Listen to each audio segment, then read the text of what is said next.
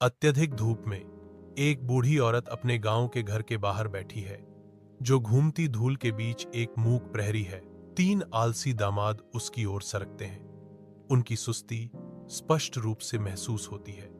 जैसे ही वे पास आते हैं, सास की आवाज शांति को चीरती है।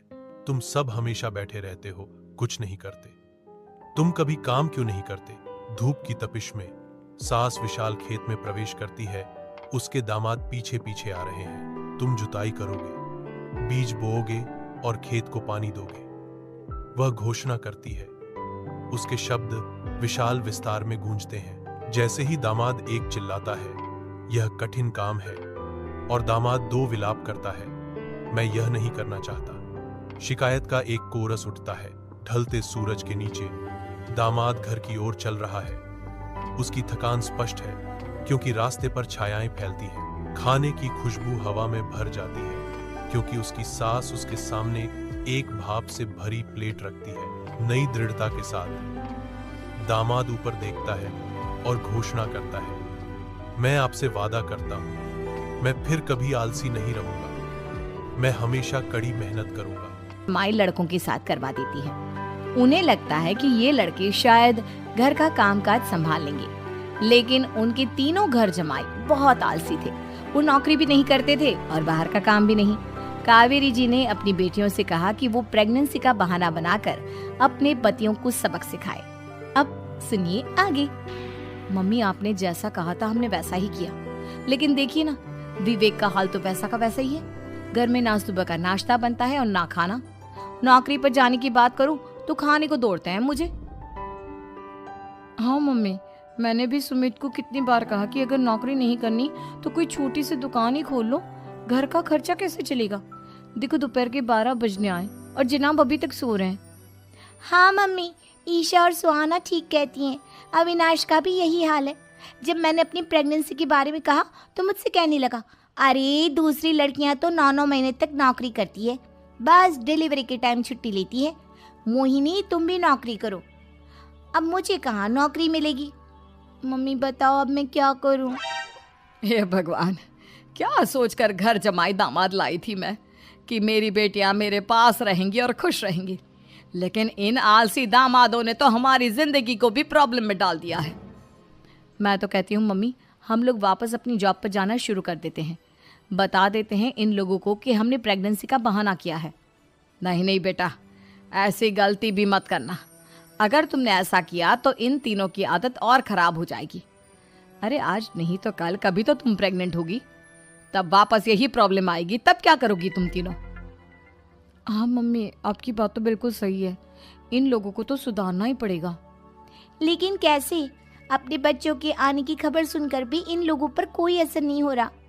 पैसे कमाने के लिए घर से बाहर निकलना ही नहीं चाहते ये तीनों। अब मेरे दिमाग में एक प्लान आया है। तुम तीनों चिंता मत करो, उन तीनों को बुलाओ, फिर मैं बात करती हूँ। थोड़ी देर बाद कावेरी जी अपने तीनों दामादों को सामने बुलाकर अपनी बात कहना शुरू करती हैं। अविनाश, सुमित और विवेक, देखो बेटा, मैं ना तुम तीनों से बड़ा प्यार करती हूँ, इसीलिए तो तुम्हें घर जमाई बना कर रखा है मैंने। अरे मम्मी जी, सीधे सीधे कहिए ना, क्या बात है? प्यार तो हम भी आपको बहुत करते हैं। अरे मम्मी जी, आपकी इज्जत भी बहुत करते हैं। अरे भाई, आपके जैसी सास और कमाने वाली बीवी सबको मिलती है क्या? हाँ मम्मी, विवेक और सुमित ठीक कह रहे हैं। आपकी बेटी से शादी करके मेरी तो ज़िंदगी ही अच्छी हो गई है। जानती हूँ मैं, और ये भी जानती हूँ कि तुम तीनों अपने अपनी बीवियों से बहुत प्यार करते हो। बेटा, बात ऐसी है कि हमारे कुल गुरु ने कहा है कि प्रेग्नेंट होने के बाद मेरी तीनों बेटियां शुरू के 4 महीने हमारे गांव में जाकर रहेगी, जहां मेरे चाचा जी रहते हैं। अरे लेकिन क्यों मम्मी, गांव में जाकर रहने की क्या ज़रूरत है इन तीनों को? वो क्या है ना बेटा, हमारे परिवार को एक श्राप है। अगर मेरी बेटियों ने यहाँ पर बच्चा पैदा करने की कोशिश की तो उनके बच्चों को कुछ भी हो सकता है।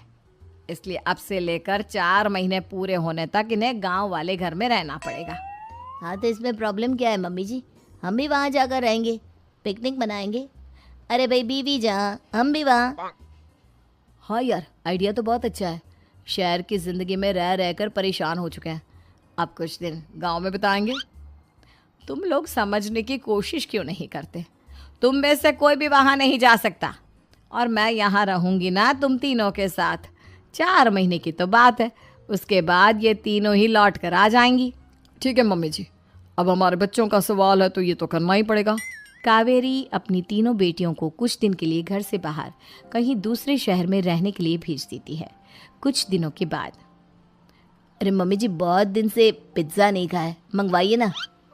क्या बताऊं बेटा, पहले तो बेटियां खर्चा दे देती थी क्योंकि उनकी नौकरी थी, लेकिन अब तो मेरे पास पैसे ही नहीं बचे। थोड़े बहुत पैसे हैं जो बच्चों की डिलीवरी में काम आएंगे। लेकिन मम्मी जी, आपकी बेटियों को वापस आने में तो अभी बहुत वक्त बाकी है। वही सोच सोच कर परेशान हो रही हूँ। सोच रही हूँ कल से दूध भी बंद करवा देती हूँ। अब दूध वाले को देने के लिए पैसे भी तो नहीं है ना। अरे नहीं नहीं मम्मी जी, अगर दूध भी बंद करवा दोगी तो मुझे चाय कहाँ से मिलेगी? और चाय के बिना मैं तो मर ही जाऊंगा। क्या करूं बेटा, इसके अलावा हमारे पास कोई ऑप्शन नहीं है। मेरे पास पैसे ही नहीं बचे। इस तरह कावेरी जी धीरे धीरे अपने तीनों दामादों को पैसे देना बंद कर देती हैं और घर में खाने पीने की चीजें लाना भी बंद कर देती है। अब वो तीनों बुरी तरह से परेशान होने लगे थे और इसलिए एक दिन तीनों प्लान करके घर से बाहर निकलते हैं और बाजार में जाने के बाद, यार अच्छा खाना खाए हुए कितने दिन हो गए, पता नहीं कब अच्छा खाना मिलेगा। हमारी बीवियों के जाने के बाद तो हमारी हालत भिखारियों जैसी हो गई है यार। कुछ भी हो, मुझे तो आज पिज्ज़ा खाना ही खाना है। जेब में 1 रुपया नहीं है और पिज्ज़ा खाएगा, कहाँ से आएंगे पैसे?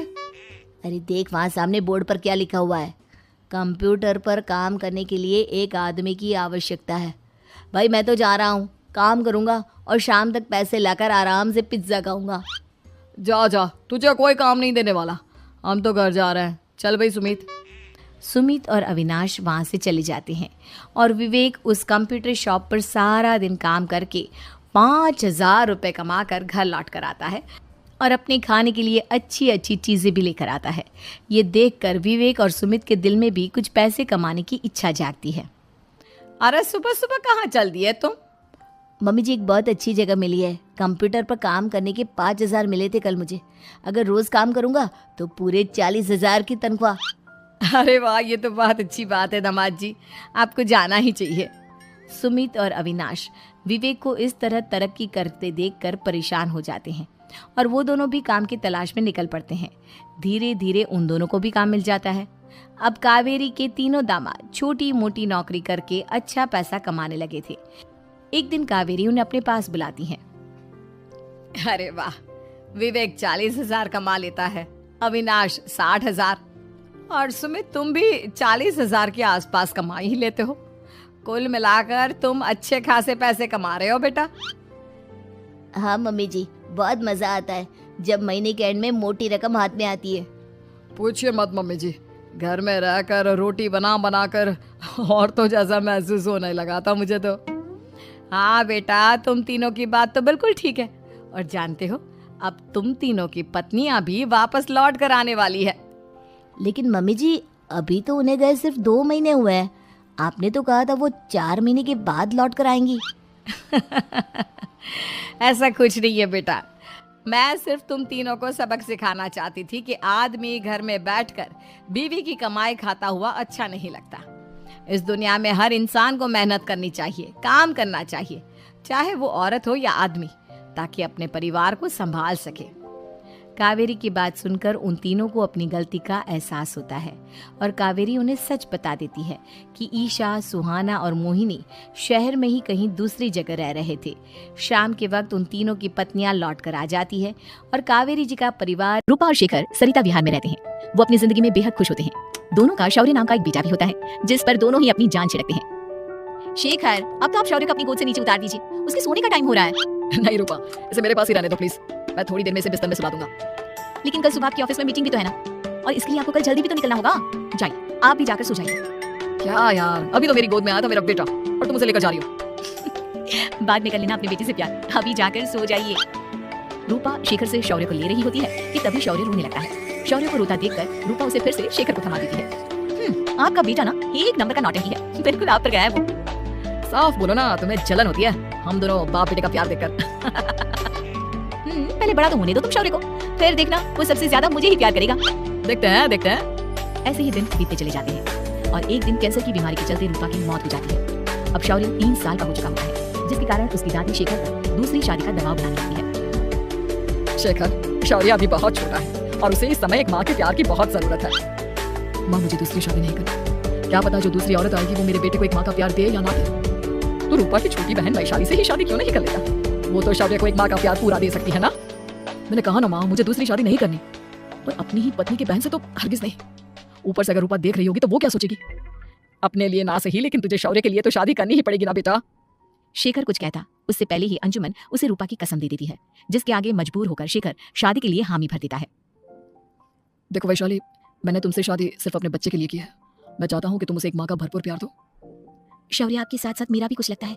अगर आप मुझसे शादी नहीं भी करते तब भी मेरा प्यार शौर्य के लिए कभी कम या ज्यादा नहीं होता। शादी के कुछ दिनों बाद ही शेखर की माँ की भी मौत हो जाती है। वैशाली शौर्य को एक माँ से भी बढ़कर प्यार देती है।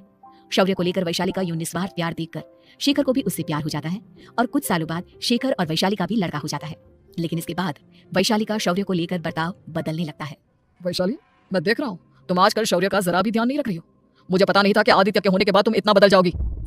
आदित्य मेरा अपना सगा खून है और शौर्य दीदी का, फिर मैं दोनों में अंतर कैसे नहीं करूं? माँ भले ही दोनों के अलग अलग है, लेकिन पिता तो एक है ना। अगर मुझे पहले पता होता कि तुम इतनी जल्दी बदल जाओगी तो मैं कभी तुमसे शादी ही नहीं करता। हाँ, तो किसने कहा था आपसे मुझसे शादी करने के लिए? मैं थोड़ी ना आई थी आपके पास, आपकी माँ ही आई थी मेरे घर आपका रिश्ता लेकर। वैशाली, मुझे तुमसे ऐसी उम्मीद नहीं थी। गुस्से में शेखर अपना पैर पटकता हुआ शौर्य को वहां से लेकर चला जाता है। पापा, मम्मा मुझसे प्यार क्यों नहीं करती? क्या मैं उनका सगा बेटा नहीं हूँ इसलिए मुझसे प्यार नहीं करती? मम्मा नहीं करती तो क्या हुआ बेटा, पापा तो करते हैं ना आपसे प्यार। कुछ दिनों के बाद, आज तुझे खाना पीना कुछ नहीं मिलेगा, चल चुपचाप से अपने रूम में जाकर सो जा। माँ, अब भाई को खाना क्यों नहीं दे रही हो? बेटा तू आराम से खाना खा, इस नालायक की चिंता मत कर। एक दिन खाना नहीं खाएगा तो मर नहीं जाएगा ये। अगर भैया नहीं खाएंगे तो मैं भी नहीं खाऊंगा। तू अपने भाई का भक्त क्यों बन रहा है? ये तेरा सौतेला भाई है, सगा नहीं जो तू लक्ष्मण बन रहा है। माँ, आपको इतना भी नहीं मालूम? श्री राम और लक्ष्मण सगे भाई नहीं थे। श्री राम माता कौशल्या और लक्ष्मण माता सुमित्रा की कोख से जन्मे थे। दोनों के सिर्फ पिता एक थे, लेकिन माँ अलग थी। मुझे ज्यादा ज्ञान देने की जरूरत नहीं है, ये सतयुग और त्रेता युग नहीं है, समझे?